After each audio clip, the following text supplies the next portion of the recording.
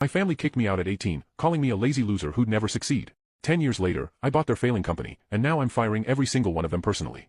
I grew up in a family of business people.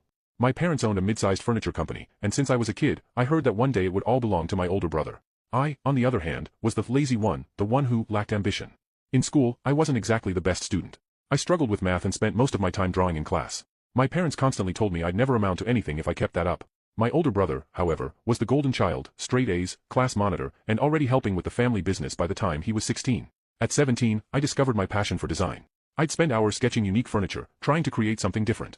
One day, I showed my drawings to my dad and suggested we could launch a new line at the company. He laughed in my face and told me to stop dreaming and start doing some real work. On my 18th birthday, instead of a party, I got an ultimatum: either start working in the company as a regular employee, cleaning the factory floors, or move out.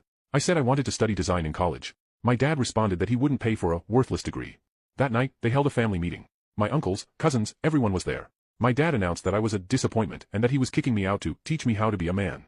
No one objected. Not even my mom. I left with nothing but a backpack of clothes and the $200 I had saved up. For the first few weeks, I slept on friends' couches and did odd jobs to get by. Eventually, I got a job at a small woodworking shop.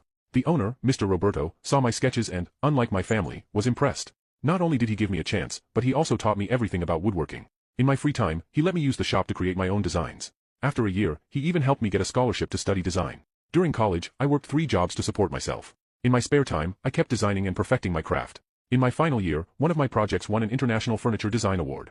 After graduation, I used the prize as leverage to attract investors. I started my own furniture brand, focusing on unique and sustainable pieces. Within 5 years, my company became one of the largest in the industry. During all this time, I had no contact with my family. Through acquaintances, I heard that their company was struggling. My brother, the prodigy, had taken over from my dad but couldn't keep up with the changing market. They were still making the same outdated furniture designs from 20 years ago. 2 weeks ago, I got a call from the bank. My family's company was up for sale due to massive debt. I didn't hesitate. Through a shell company, I bought it outright. Yesterday, I walked into the office that used to belong to my dad. My brother was there, along with my parents. They had no idea I was the buyer. Click on share, and more, for part 2.